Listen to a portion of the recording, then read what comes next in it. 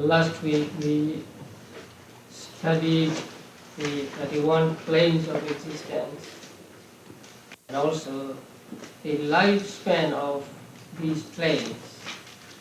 Now the lifespan of these planes are given in the section we are studying today. But since in the chart the years are given, I taught the lifespan last week. So today we come to the second section in the 5th chapter, that is the 4 kinds of Patisandhi. Now you all know that Patisandhi means rebirth or relinking. Patisandhi is actually the first moment in one life.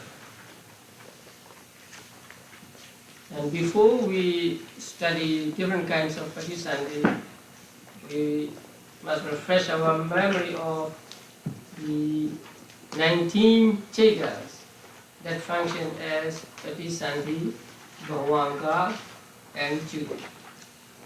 So you remember the 19 chetas? So 2 from Ahituka, the 1 from resultant of Akusala, that was the last one, and another from the resultant of Kusala. And then 8 Kama Vajra Vipakas, 5 Rupa Vajra Vipakas, and 4 Arupa Vajra Vipakas.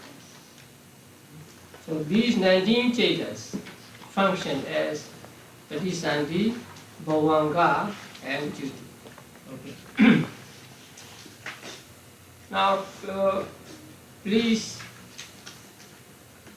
look at page 194 of the manual.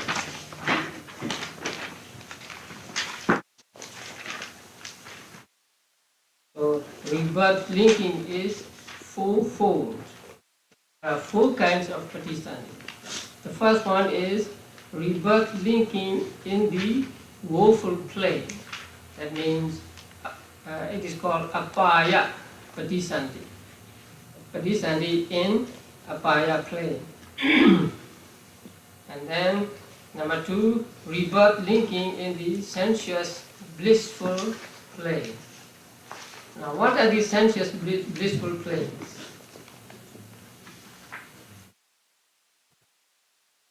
There are 7. Human beings and 6 celestial worlds. So they are called sensuous blissful plane. In Pali, Kama Sugati. There are 11 Kama planes, right? 4 are Apaya or woeful planes, and the 7 are blissful plane. And third, rebirth linking in the fine material sphere, that is Rupa Vajra Patisandhi. And then rebirth linking in the immaterial sphere, Arupa Vajra Patisandhi.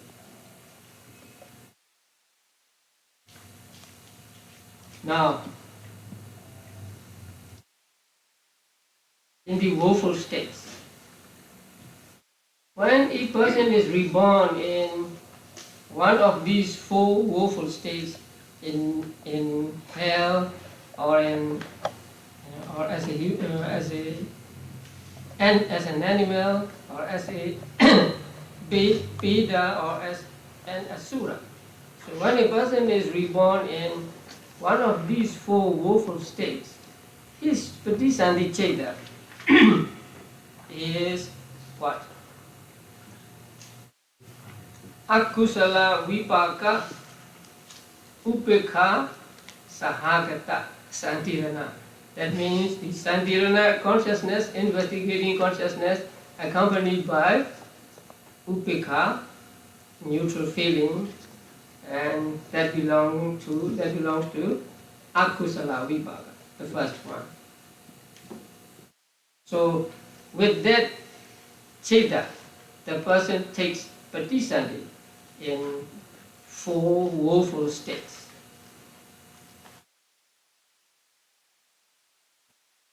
And that same patisandhi chitta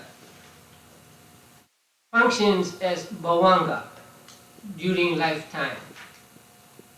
That means this chitta repeats again and again and again, millions and millions of times during life, and at the end of one life it functions as a death consciousness.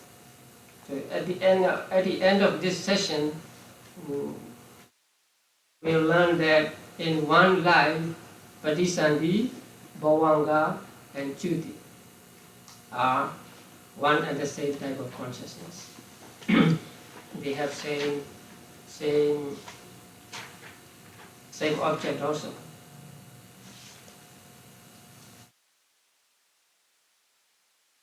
So one patisandhi in woeful play.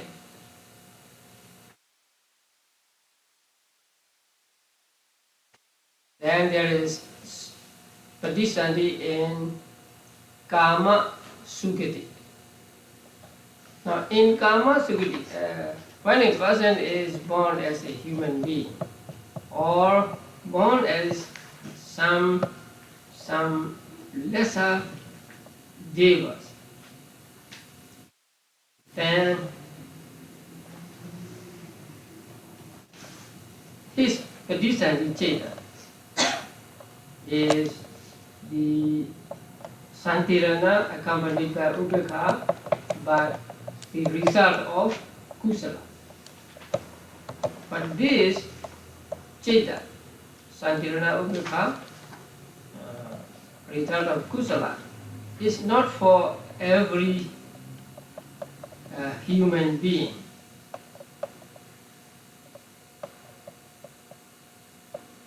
This is for those who are born blind, who are born deaf, and so on. So these are those who are handicapped human beings, and then some other kinds of devas. Now, on page 195, you'll see the explanation, such as those born blind, etc., born blind, etc. So the etc. here is intended to include those born deaf, mute, mentally retarded, mentally deranged, and also those born as eunuchs, hermaphrodites, and sexually indeterminate. So it is said that these human beings are born with upekha, santirana, which is resultant of kusala as patisandhi chitta. Now, when we say born blind, we must understand that actually a person born blind is a person who is born with the patisandhi chitta, which cannot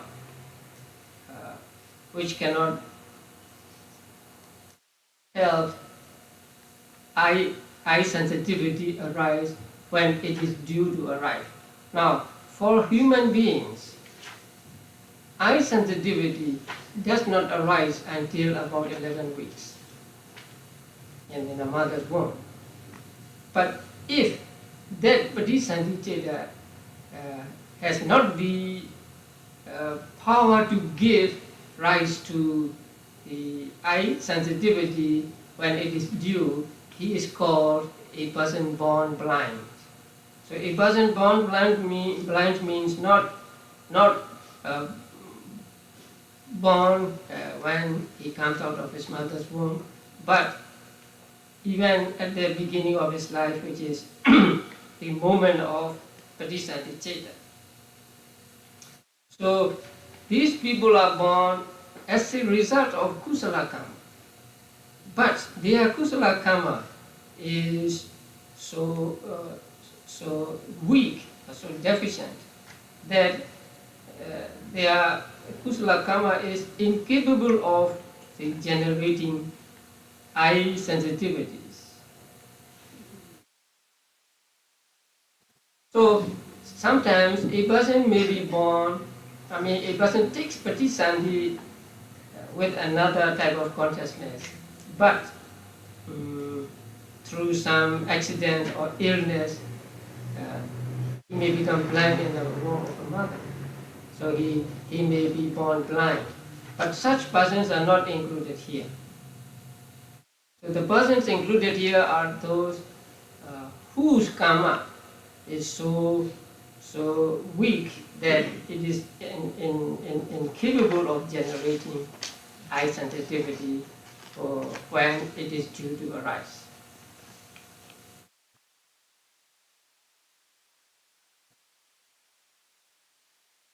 But for those born spontaneously, then they may be deficient in eye sensitivity or ear sensitivity at the moment of Patisandhi. But generally, human beings are not born spontaneously, except at the beginning of one world cycle. So those who are born, whose merit is so weak that it is incapable of generating eyes when they are due, ears when they are due, are called born blind, born deaf, and so on. And there are some people who are born with so dullness in their mind that they may not be capable of even differentiating east from west, or they may not be able to differentiating morning from evening or something like that. So those people are also said to be included in this statement.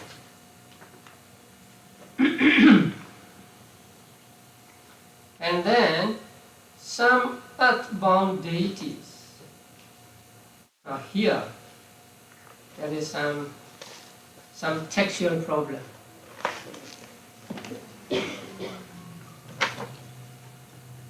In the Burmese edition of Abhidhammattha-saṅgaha and also of the PTS edition, it is different. I think this manual follows the Sinhalese edition. So according to maybe Sinhalese edition, according to the text given in Venerable Narada's book, we have one meaning, and according to the Burmese edition and the PTS edition, we get another. Now, in this edition, let's say, and according to this explanation, there are two kinds of beings, two kinds of lower celestial beings. One, earthbound deities, and the other, fallen asuras. So they are said to be two different kinds of beings. So we will go according to this first. So earthbound deities are those who do not dwell in the higher heavenly realms, but who dwell close to the human beings. On trees, on mountains, on rivers, something like that. So they are called Bhuma Devas. Bhuma, the word Bhuma comes from the word Bhumi, which means the earth. So they are called Bhuma Deva because they live, say, close to earth.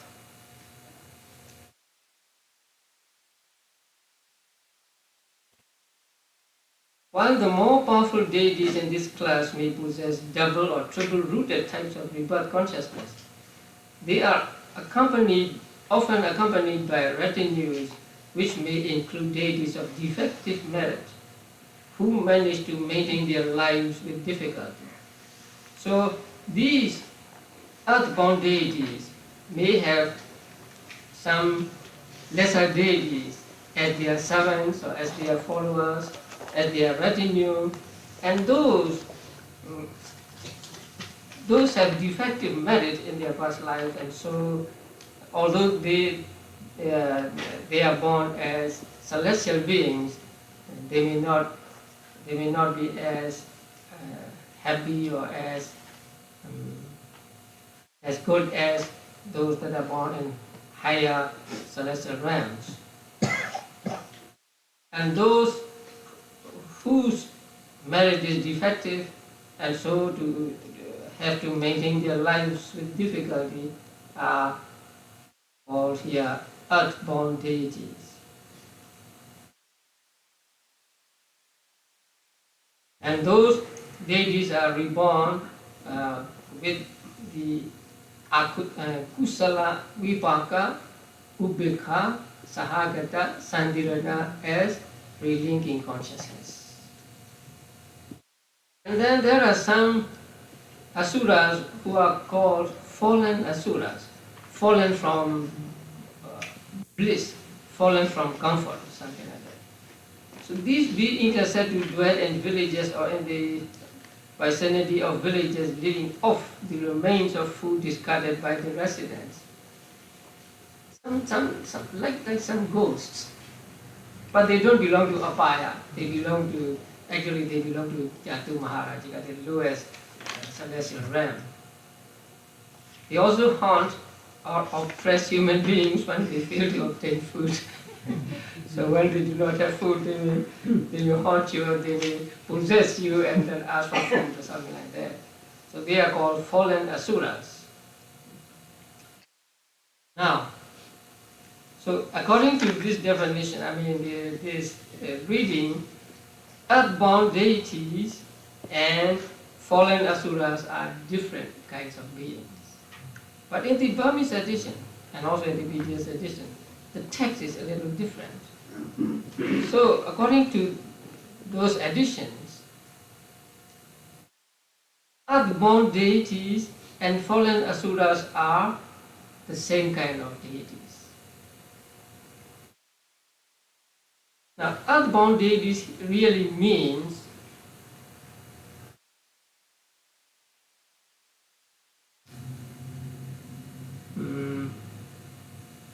or the Pali word, Bhuma-sita.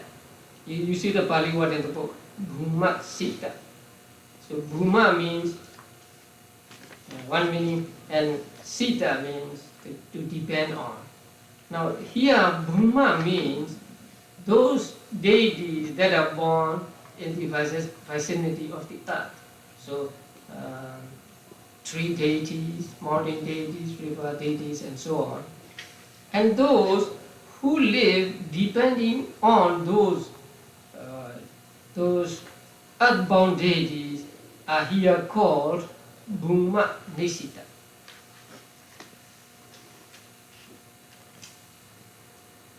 So here Bhuma Sita, Bhuma Sita means those who live depending on gods who dwell in the vicinity of earth. So that means those deities or those lesser deities who dwell depending on tree deities and so on. And they are actually fallen asuras.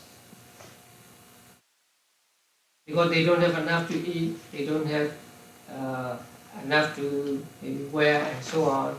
And so they are also called fallen asuras, fallen from happiness. So in this reading, Bhumasitta and Vinipatika asura are just one kind of celestial beings. Although they are celestial beings, they may not be as comfortable and as happy as some human beings. So these deities are born with kusala vipaka upekha sahakata santirana as relinking consciousness.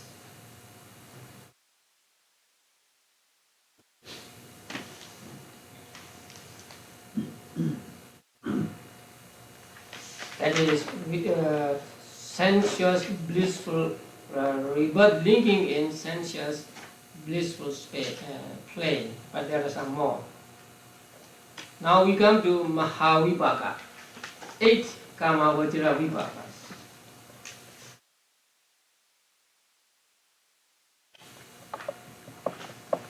So they serve as Patisandhiceta for those who are born in Kama Sukati, who are born as human beings, say without defects, and who are born as deities, such as Chatu Maharajika and so on. So for them, the Patisandhiceta, relinking consciousness, is one of the 8 Kama Vajra Vipakas. So a human being without defects may be born with the first Kama Vajra Vipaka Cheta as relinking consciousness, or second, third and fourth and so on, depending upon what kind of karma gives result. So human beings are born with one of these 8 Kama Vajra Vipaka Chetas, and also the 6 celestial beings in the 6 celestial worlds, beginning with Chatu Maharajika and so on. So they are born with one of these 8 Kama Vajra Vipaka consciousness. And these Vipaka consciousness, these types of Vipaka consciousness also serve as bhavanga and duty for those beings. So when a Cheta serves as Patisandhi, it also serves as bhavanga and duty, right? So there are altogether 9 Kama Sugati Patisandhis. One for those defective who are born with the defects and some lower celestial beings, and 8 for those, let's say, full-fledged human beings and devas. So 9 Kama Sugati Patisandhi. 9 plus the first one, Abhaya Patisandhi. Altogether we get 10 Kama Vajra Patisandhi. So there are 10 Kama Vajra Patisandhis. Because we take 8 Kama Vajra Vipakas as individually, one by one. So actually there are 10 types of consciousness that serve as Patisandhi, Bhavanga and Chuti in Kama Vajra realms. 4 Abhaya realms and 7 Kama Sukati realms.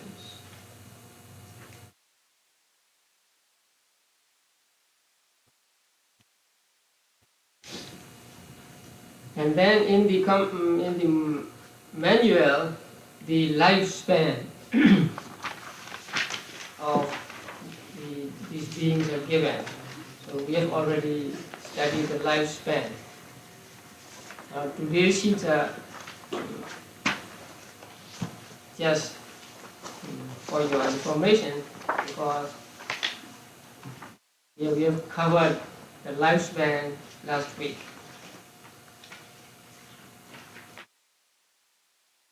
And the lifespan of devas, this sheet, it's actually taken from the second book of Abhidhamma, Vibhanga. So in Vibhanga, it stated that one day in Chadu Maharajiga Divas is equal to 50 years for human beings, and then 30 days in Chadu Maharajiga equal to 1500 years human being, and 360 days, which is 1 year, for Chadu Maharajiga,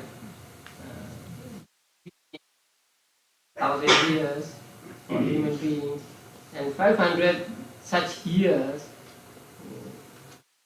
amount to 9 million human years, and so on. And last week we calculated the lifespan of devas both by human years and celestial years.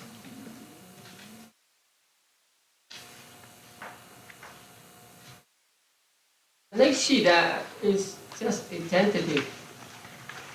Did you try this? I haven't checked because I need to learn. He's a statistician more, So this is not given in any books, but I just thought of it, and so I thought it would be good to calculate lifespan for different realms by some standard. So these two are the same. I first made it with another font, and it doesn't look not in line, and so I made it with another font. So say Chatu Maharajiga. Lifespan of Chatu Maharajiga Devas by Chatu Maharajiga lifespan is 500 years. But by Tao Densas, we are only 250. And by Yama standard, we are only 125. By Two-Sita standard, they are only 62.5. And by Nimanarati standard, they are 31.25, and Paranimita Vasavati, they are just 15.625 years. So 500 for Chadu Maharajiga years is just 15.625 years for Paranimita Vasavati. So I want you to check it, whether it is correct or not. If you don't get the right one, or if it is too difficult, we can just leave it out.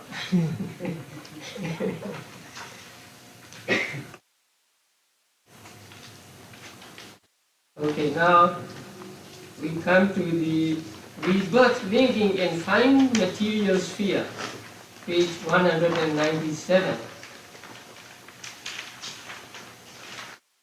Rebirth linking for fine material sphere and immaterial sphere is easy. Now, for fine material sphere, we have only five types of consciousness, five resultant consciousness of fine material sphere. First jhana, second jhana, third jhana, fourth jhana, and fifth jhana. But how many planes are there in Rupa Vajra realm? First jhana, second jhana, third jhana, fourth jhana. That's all, right? So the planes go according to the fourfold method. So we'll have to adjust to that fourfold method. So first jhana vipaka, the first one, serves as a patisandhi cheta and also bhavanka and juti for those who are reborn in the first jhana realm. First jhana realm, yes. And then, for those who are born in second jhana realm, the Patisandhiceta is second jhana vipaka and third jhana vipaka. And for those who are born in third jhana realm, the Patisandhiceta is fourth jhana vipaka. And for those who are born in fourth jhana realm, that is, we have phala, asanya, satta, and subhasas. So for them, Patisandhiceta is fifth jhana vipaka consciousness. So these vipaka, jhana vipaka consciousnesses act as Patisandhi, Bhavanga and Chuti for those who are reborn in these Brahma realms. So there are altogether 16 Brahma realms. So one more, and that is Asanya Satta, mindless beings. So for mindless beings, there is no Patisandhiceta. Because they are without mind, there can be no Cheta, no consciousness, no mental factors. So for them, Rupa, material properties, serve as Patisandhi. So they are called those having Rupa as Patisandhi. And the others are those who have, say, mind as Patisandhi. And for them, for the asanya beings, that rupa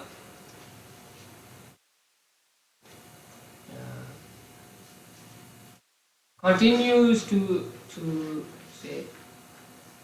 exist for how many world cycles? 500, yeah? Yeah. For 500 world cycles. And when they die, these material properties disappear. So there is no bhavanga for them, there is no chuti cheta for them. Since there is no patisandhi cheta for them, there is no bhavanga and no chuti cheta for them. So for them, the whole life is just rupa, material properties. What material properties? We will learn in the 6th chapter.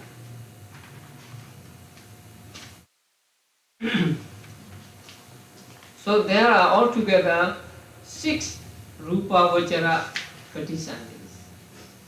That means 5 rupa vachara vibhagas make 5 rupa vachara patisandhis, and mindless beings, or the patisandhi of mindless beings, make 1 patisandhi. So there are altogether 6 patisandhis, or 6 modes of patisandhi in the rupa vachara sphere.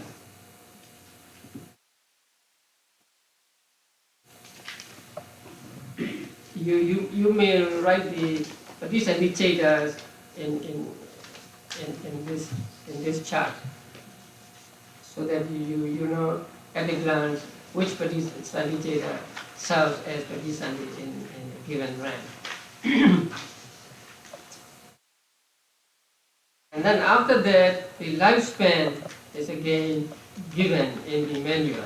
So we have already talked about lifespan last week. Now,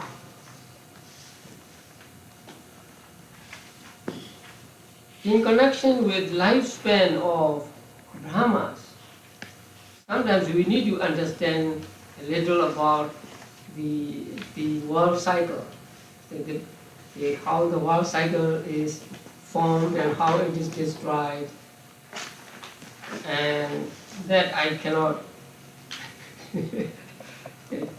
tell you here it's a long story.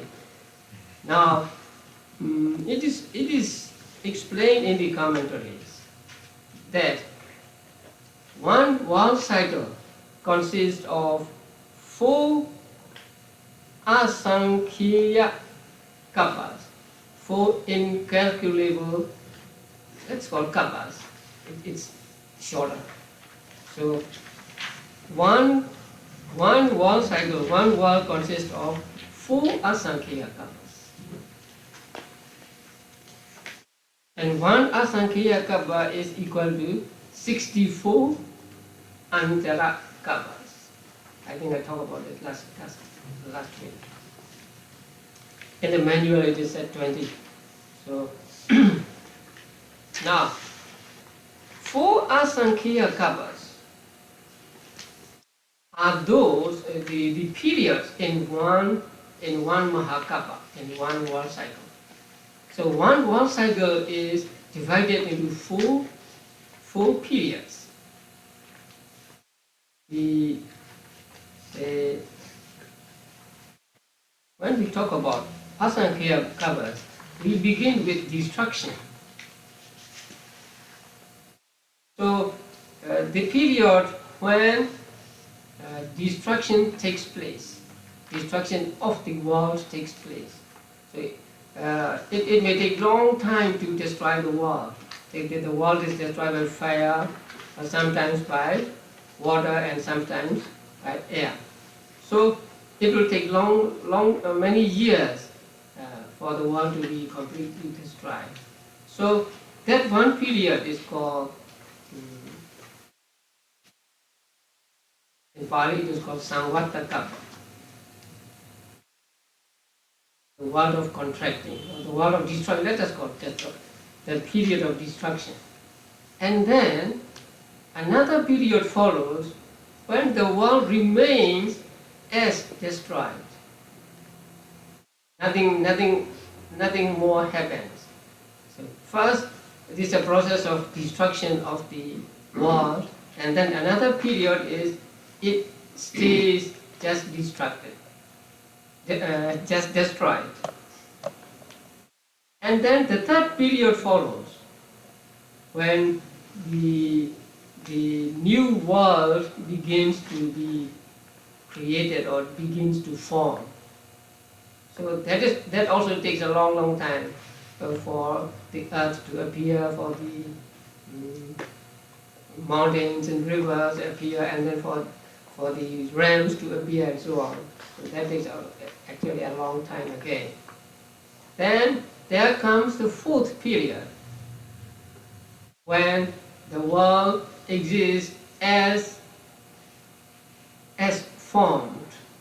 And this is the only period when beings can be in these realms, in the realms. So during the destruction period, all beings die, and then they are reborn in some other Brahma plane, which are not affected by destruction. So during that time there are no beings, and also when it remains as destroyed, there are no beings, and when the world is forming also there are no beings. And so only 1/4 of one Mahakappa is actually a time for beings to arise or to exist. And it is said that the world is destroyed by fire for 7 times. And the 8th time it is destroyed by water. And then another 7 times by fire, and then 16th time by water, and so on. But when it reaches the 64th time, it is destroyed by air. Now you may want to know how destruction takes place and so on. So I will refer you to Visuddhimagga. So in the 13th chapter of Visuddhimagga, you can find the description of the world being destroyed and formed and so on. It's interesting. How first human beings appear in the world, and and then how the world was formed, something like that.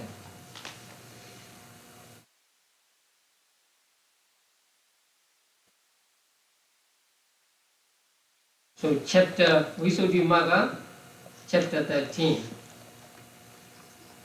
in connection with remembering past lives. So, and chapter 13 deals with what I call Abhidhamma. Okay, then let us go to immaterial sphere. I mean, rebirth linking in immaterial sphere, Arupa Vajra Pratisthani. Arupa Vajra Pratisthani is very easy. The four Arupa Vajra Vipaka Chetas. Akasananja Yatana, right? Vinyananja Yatana, Akinchanya Yatana, and Nevasanya, Nasanya Yatana. For those who are reborn in the Akasananja Yatana realm, which is Arupa realm, Akasananja Yatana Vipaka serves as Pratisthani Cheta, and then Bhavanga, and also Chuti.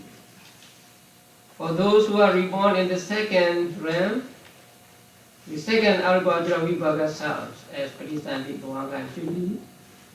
For those who are reborn in the third Arupa Vajra Vipaka serves as Pratisthani, Bhavanga, and Chuti. And for those who are reborn in the fifth and the fourth Arupa Vajra realm, the fourth Arupa Vajra Vipaka serves as Pratisthani, Bhavanga, and Chuti. Now that means a person who gets Arupa Vajra jhana as a human being or as a deva or as a immaterial Brahman. So when he is reborn in the one of the four Arupa Vajra realms. So when he is reborn there, the Arupa Vajra Vipaka Chetas arises there as a result of the Arupa Vajra jhana he attained in the previous life. The same with when a person gets first, second, third, fourth or fifth jhana as a human being or as a deva or as a Brahma, he will be reborn in the world of Brahmas according to the jhana, or the highest jhana he attains. So if a person gets first jhana here, for example, and after his death he will be reborn in the first Rupa Vajra, and he will be reborn in the first Rupa Vajra realm, one of the three. And then their lifespan, you already know, 20,000 world cycles, 40,000, 60,000, 84,000 world cycles.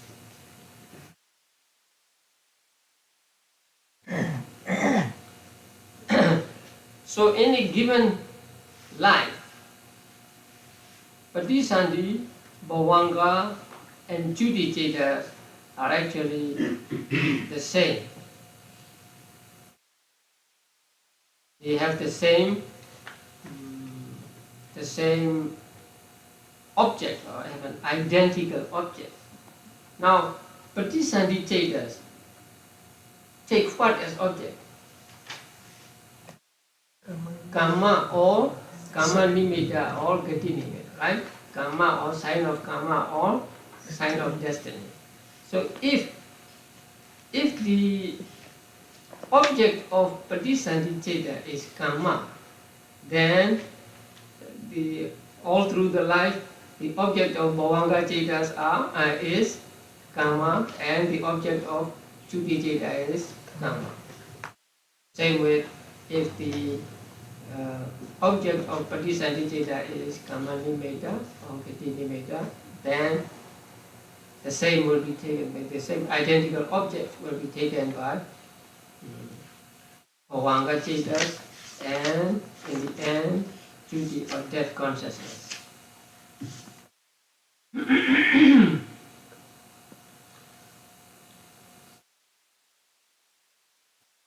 So there are altogether how many types of rebirth?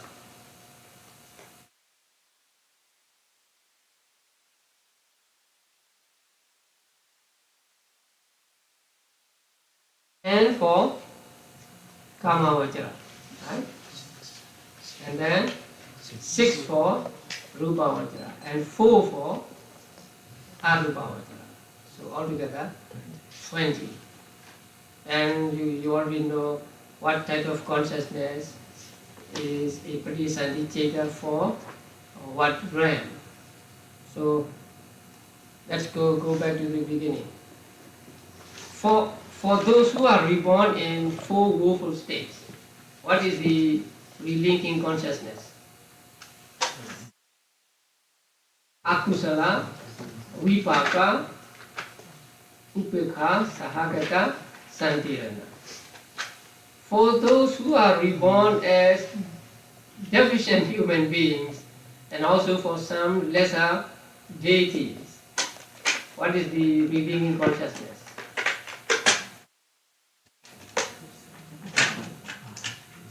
Kusala Vipaka, Upekha, Sahagata, Santirana.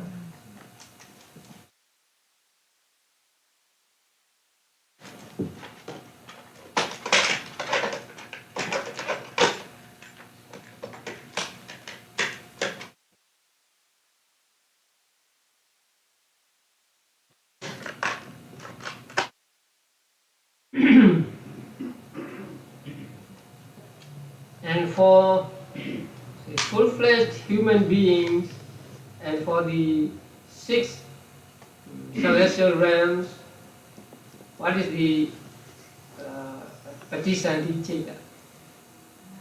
How many Patisandhicetas? 8 Patisandhicetas. They are the 8 Kama Vajra Vibhagas. Now we are all human beings. So our Patisandhiceta may be one of those. Buddha's Patisandhiceta was also one of those. And then for those who are reborn in Rupa Vajra realms, what are the Patisandhicetas? 5 Rupa Vajra Vibhagas. And also 1 matter for mindless beings. And then for those who are reborn in the 4 Arupa Vajra realms, what are the Patisandhicetas? 4 Arupa Vajra Vibhagas. Yeah. So in the next section we will study what kusalas give results to what vipaka.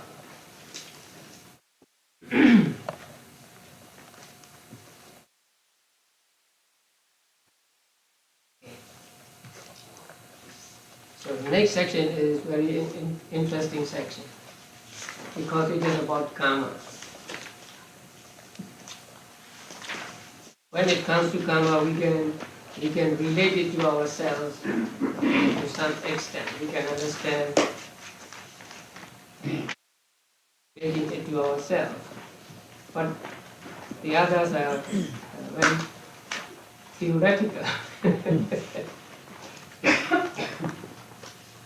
So the next section is called karma, chituka, 4-fold karma, 4 types of karma.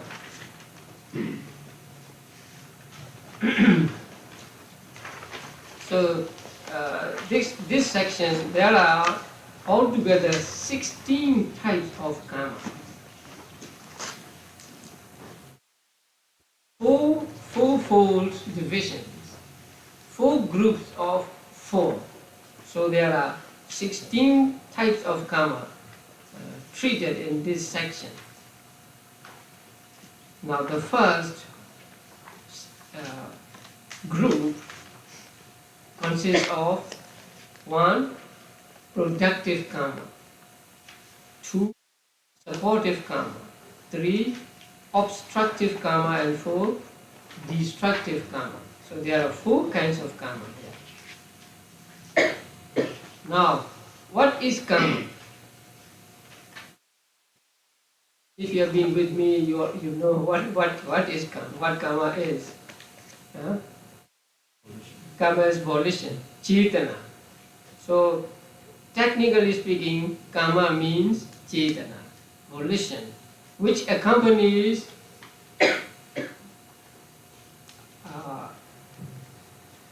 action, which accompanies actions by body, by speech, and by mind.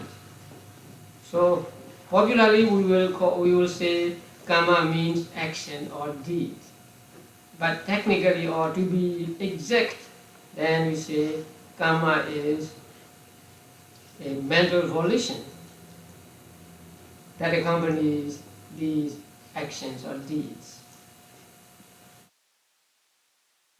All volitional actions except that of a Buddha and an Arahant constitutes karma. So, all volitional action becomes karma, or all cetana becomes karma, except of that of the Buddha and an Arahant, because Buddhas and Arahants do not acquire karma. So Buddhas and Arahants do not accumulate karma, since they have eradicated ignorance and craving, the roots of karma. So long as there is craving, there is ignorance, we will always be doing something that will give results in the future. Buddhas and Arahants, since they have no ignorance and craving, their actions are just actions, their deeds are just deeds. Their deeds just, or their cetana, their volition does not amount to karma, which gives results. Nevertheless, even the Buddhas and Arahants are bound to experience the ripening of their past karma, as long as their psychophysical personality persists, that is, until they pass away. So, although Buddhas and Arahants do not get new karma, see, after they become Buddhas and Arahants, they do not get new karma. They may do good deeds, but their doing good deed is not kusala. So they do not acquire new or fresh karma after they become Buddhas or Arahants. But they are still subject to the results of their past karma, either good or bad. So,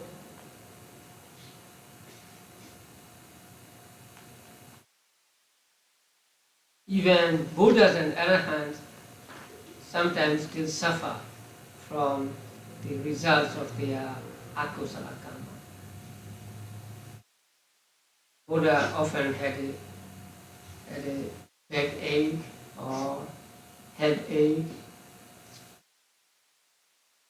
He had a pain when the piece of rock hit his foot, and so on. And also Arahants still suffer physical pain. So even they have become Buddhas and Arahants, although they have eradicated all mental defilements and so do not accumulate new karma, they still suffer, or they still enjoy the results of their past good or bad karma. And then the law of karma is self-subsistent in its operation, ensuring that wills deeds produce their effects in accordance with their ethical quality, just as surely as seeds bear fruit in accordance with their species. So the law of karma is actually not created by the Buddha. It is discovered by the Buddha. So it is actually a law of nature. So Buddha discovered the law of karma, or Buddha saw the law of karma, saw the mechanism of karma when he attained, during the second watch of the night, the supernormal knowledge by which he could see beings dying from one existence and being reborn in another. So when he sees beings dying from one existence and reborn in another, he also sees that this being is reborn in hell because he did some akusala in the previous life, and this being is reborn in the blissful state because he did something some kusala in his previous life. So the law of karma taught by the Buddha is the law discovered by the Buddha, seen by himself. It is not based on logic or just thinking, but it is based on intuitive knowledge, based on actual seeing.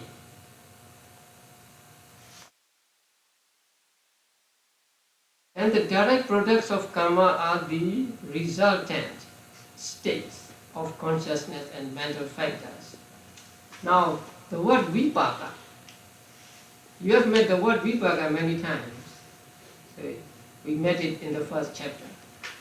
So vipaka is a name for those results that are identical in nature with karma. That means,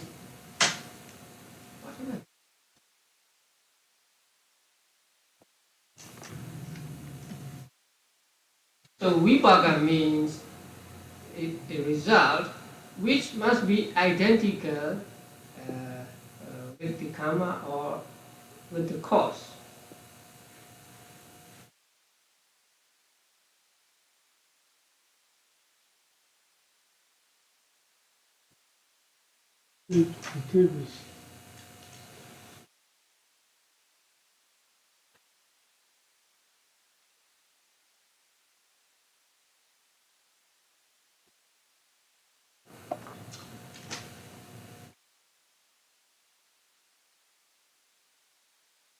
But the results of karma are not only cetas and cetasikas.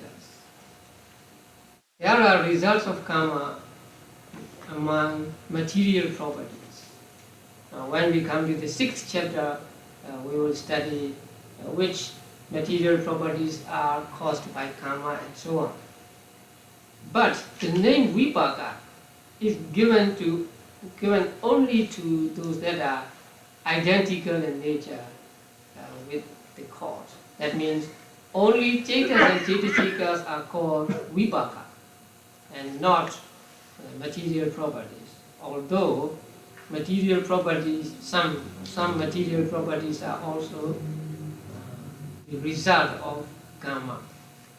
And in the manual they are called karma samutthana or karmaja rupa.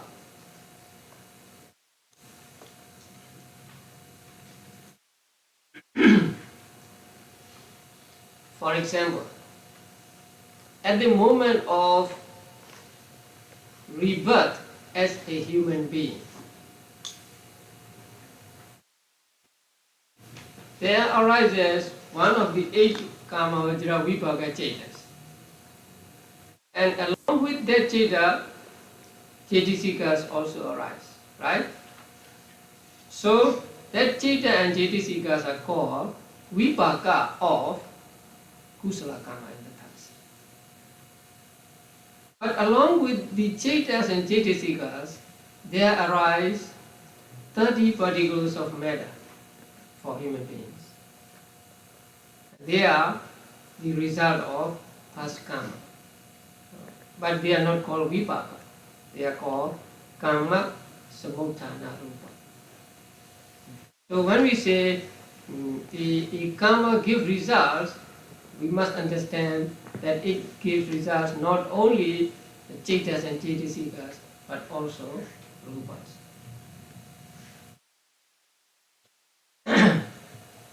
Okay, now these four productive karmas and so on are grouped with respect to their functions, what they do. The first one is called productive karma. So a productive karma means a karma that gives result at patisandhi and also during lifetime. So a karma that gives results at the moment of patisandhi and also during the course of existence is called productive karma or janaka karma. This janaka karma may be either kusala or akusala karma. And as I said, when it produces result, it produces consciousness and mental states, as well as materiality, which is born of karma.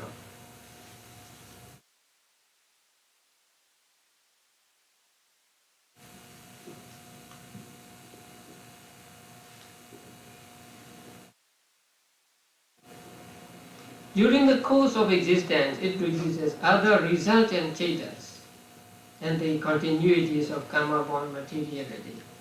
Now, when we study the result of karmas, we must study their result at relinking and their result during lifetime, and they are different. At the rebirth linking, at patisandhi, they produce patisandhi ceta, cetasika and samrupas. And during lifetime, they produce other vibhaka consciousness and karma-born materiality.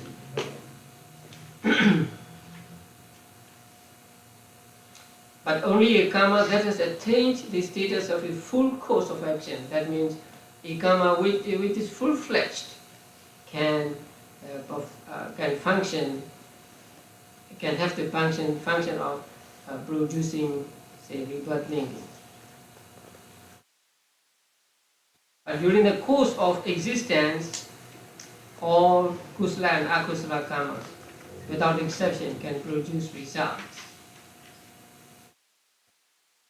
So the productive karma is that which produces the result itself. So it doesn't have to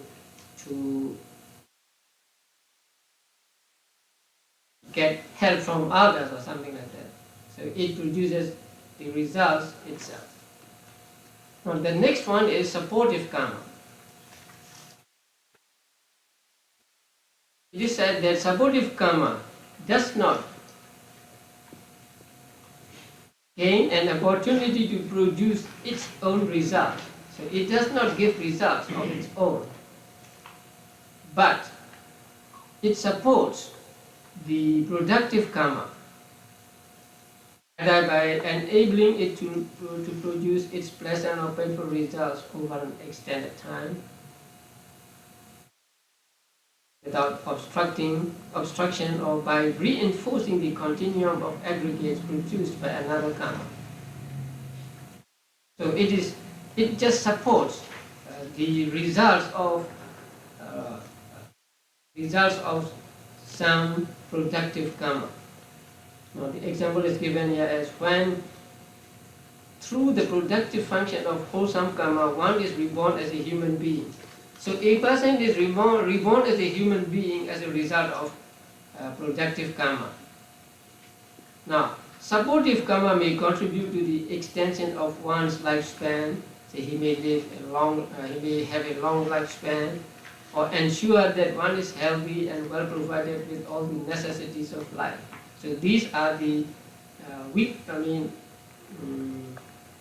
the results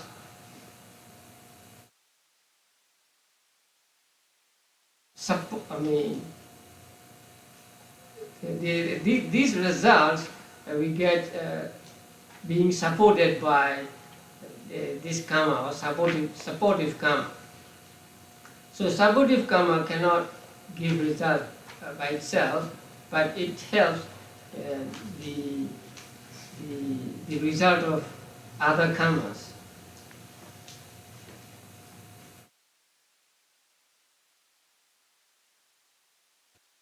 Now, when an unwholesome karma has exercised its productive function by causing a painful disease, other unwholesome karma may support it by preventing medicines from working effectively, thereby prolonging the disease.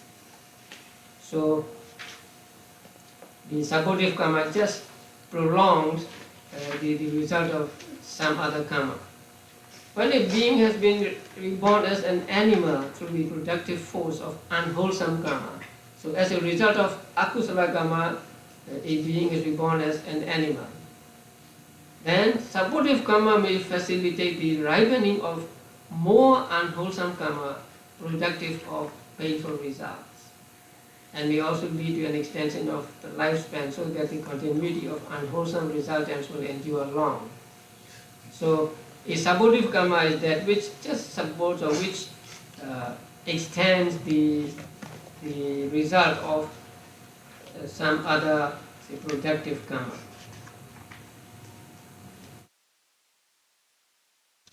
And then the third one is obstructive karma, upapilaka karma.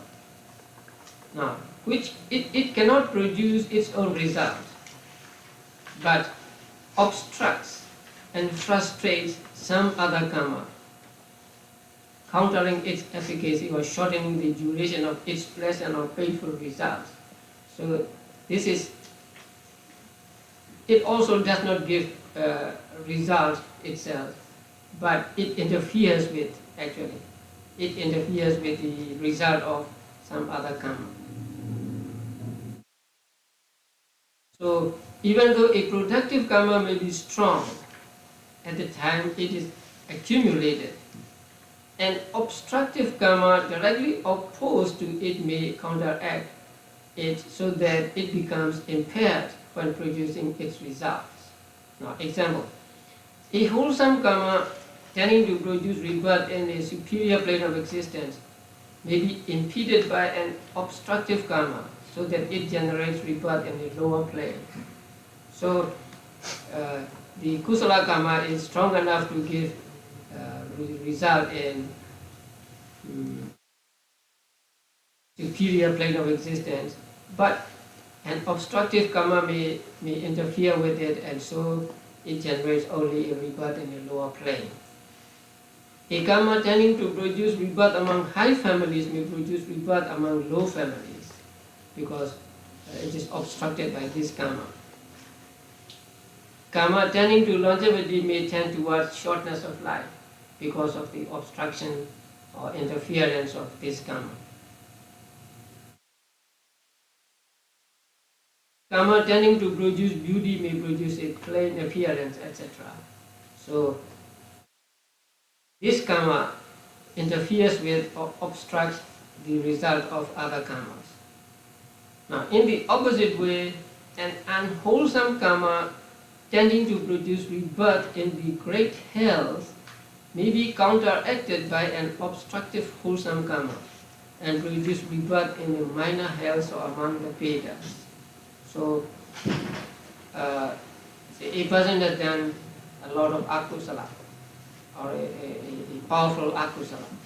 So normally it would lead him to, say, rebirth in, say, great health. But he may acquire much kusala after doing that akusala, something like in atonement for that akusala. He may acquire, he may accumulate much kusala, and that kusala karma can obstruct or can interfere with the akusala karma, and so the result of akusala karma may not not as bad as it would normally. So, you know Ajatasattu. So Ajatasattu killed his own father, and so actually he was to be reborn in Awiji hell. But after listening to the Buddha's discourse, the Samanyapala Sutta, he became the disciple of the Buddha, and he had great respect and devotion for the Buddha, and maybe he may acquire much kusala.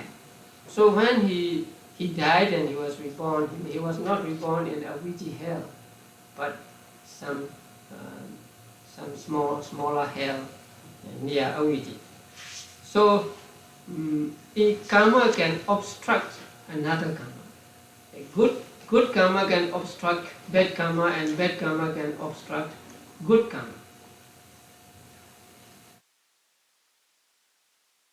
And the examples are given here. During the course of existence, many instances may be found of the operation of obstructive karma. For example, in the human realm, such karma will obstruct the continuum of aggregates produced by karma, facilitating the maturation of karma that results in suffering and causing failures in regard to property and wealth of family and friends, etc. In lower realms, obstructive karma may counteract the rebirth-producing karma, contributing to occasions of ease and happiness. So,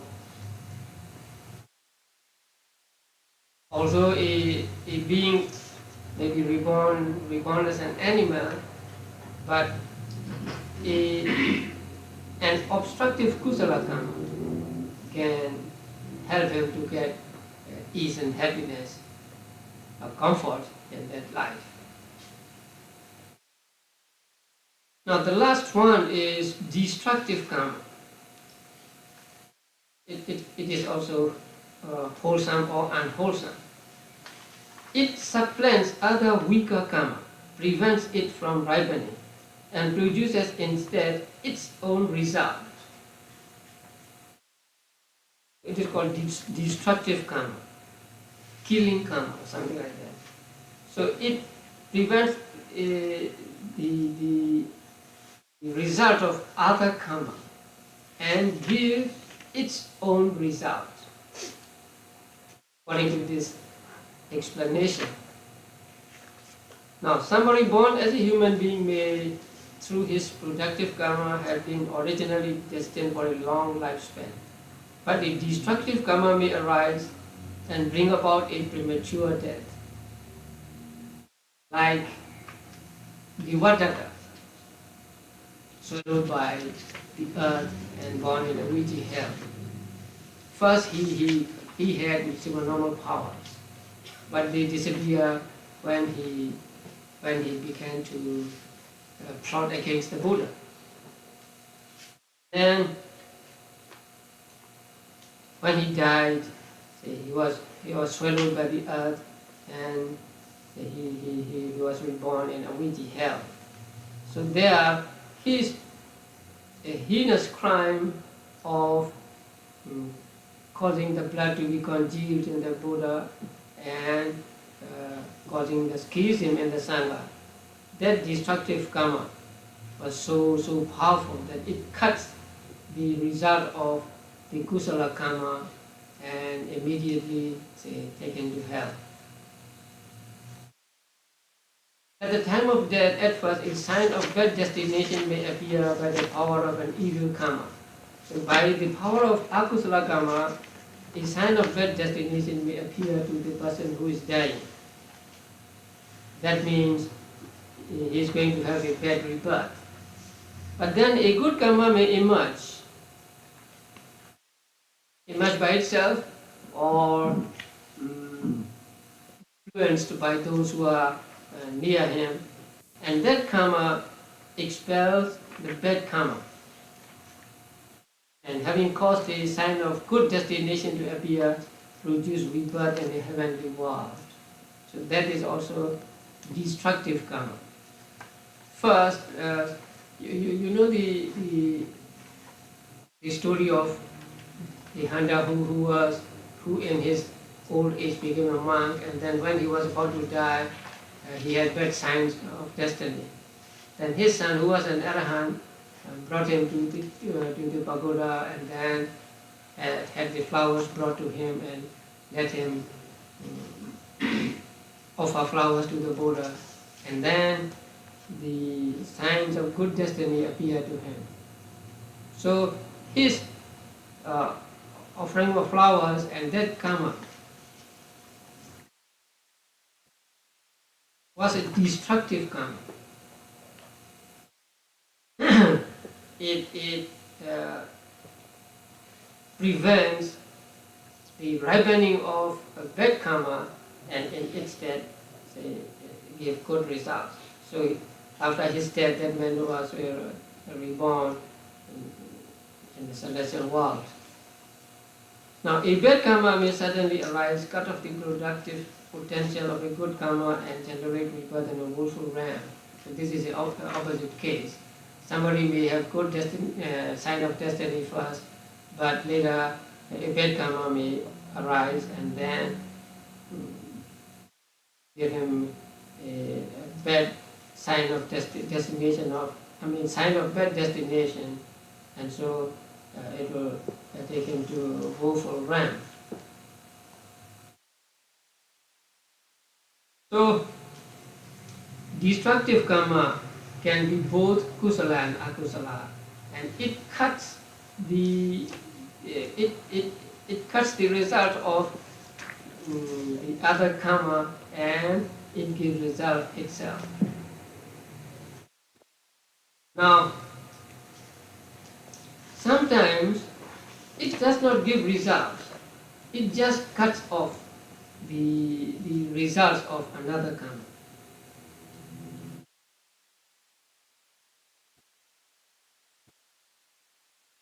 Now you all know the story of Chakubala. Chakubala got blind, right? And so that destructive karma made him blind. But that karma did not cause him to be reborn in hell or something like that. Actually, Chakubala was an arahant, so it cannot give results. So sometimes it supplants the weaker karma and gives results itself, and sometimes it just supplants the weaker karma. It does not give results. Both ways it goes. Now the Vibhavani Tika distinguishes between productive karma and destructive karma on the ground that productive karma produces its result without cutting off the result of some other karma, while destructive karma does so after first cutting off another karma's result. So this is the difference explained by a tika, a commentary on the manual.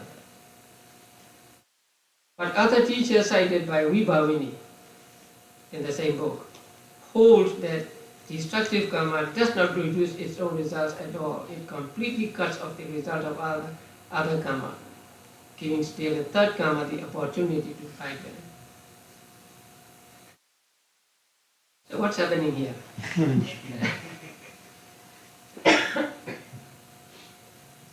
Now we expect the teachings of Abhidhamma to be very exact. But here teachers have different opinions and we are not sure who is correct. Now the explanation here is these four sets of karma. Among these four sets of karma, the first three sets are given here according to Sutanta method, not to Abhidhamma method. Only the last four, by place of ripening, is in accordance with Abhidhamma. So that is why there can be difference of opinion.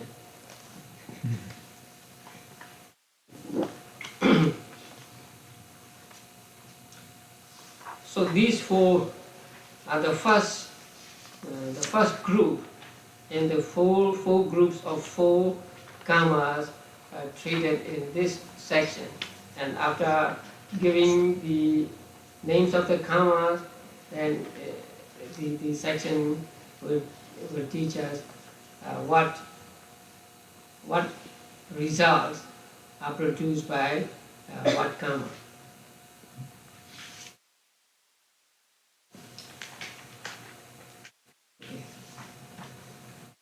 Okay. Next week, Sadhu, sadhu, sadhu. So you have any questions? You may have many questions.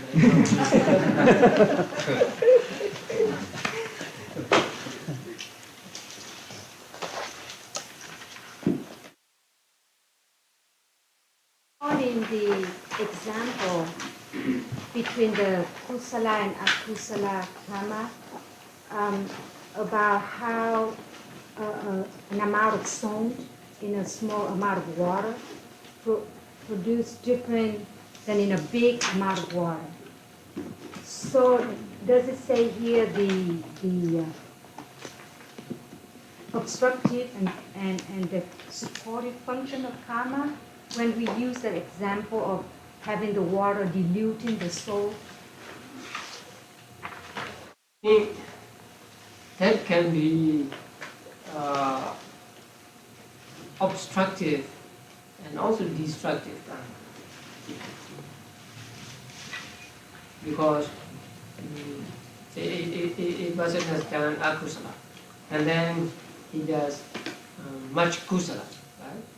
So among much kusala there may be one that can supplant the akusala karma. And so it could be destructive karma as well as obstructive karma.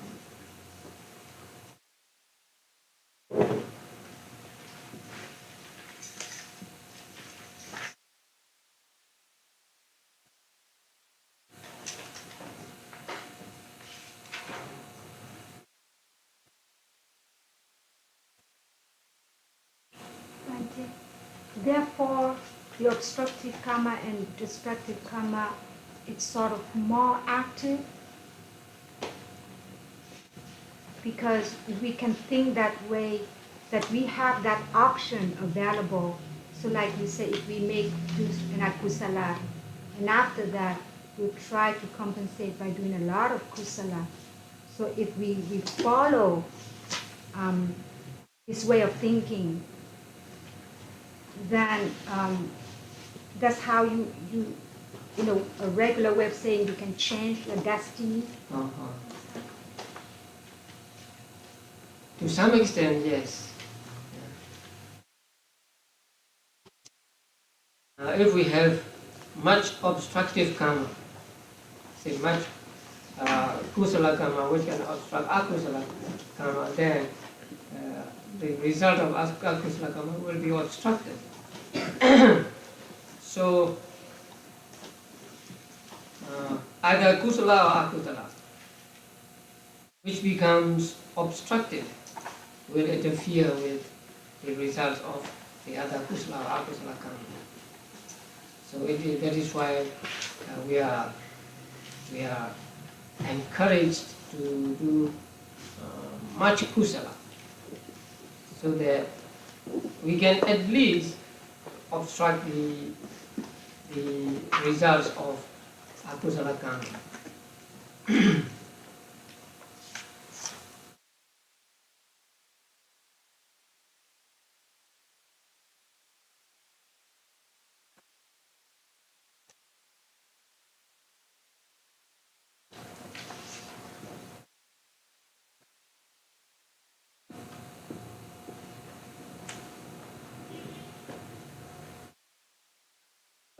Two-part question, Martin. How many kalpas before the historical Buddha was the preceding Buddha?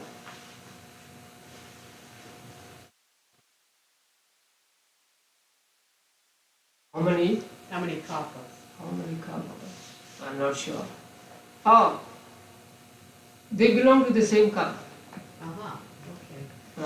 You know, this cover, there will be 5 Buddhas in this cover. So the previous Buddha belongs to the same cover. So what I was wondering was, the anagamis then from the preceding Buddha could be present with the anagamis of the historical Buddha, the Suddhavasa. Yes, Okay. yeah. You know, somebody came down and requested Buddha to preach. I think somebody was an anagami. So there can be not only anagamis during the time of the previous Buddha, I mean immediate previous Buddha, but anagamis during the time of other Buddhas as well. Right, that's what I was wondering how. Yeah. Might be very interesting.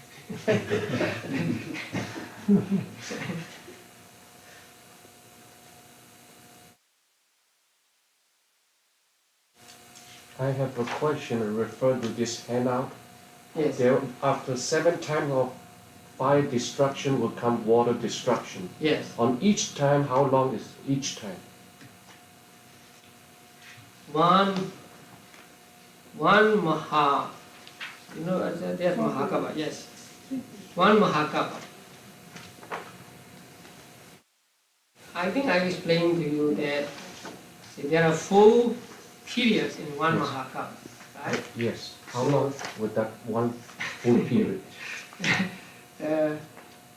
Buddha said it cannot be stated in terms of 10 years or 100 years or in terms of centuries. So it is very, very long. So what the example he gave was, suppose there is a rock, say about 1 league height, 1 league, what about? 1 league in width, 1 league in length, and 1 league deep. And if a man were to come once in 100 years or 200 years and rub it with a small soft cloth, and the rock would have worn away, but one kapa has not yet ended. So it's very, very long. How long is 1 league? 1 league is about 8 miles. 8 miles rock.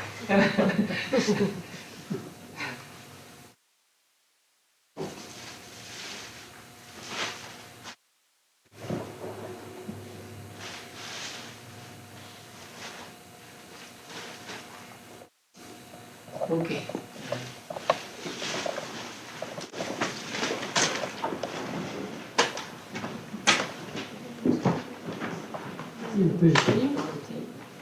Beautiful.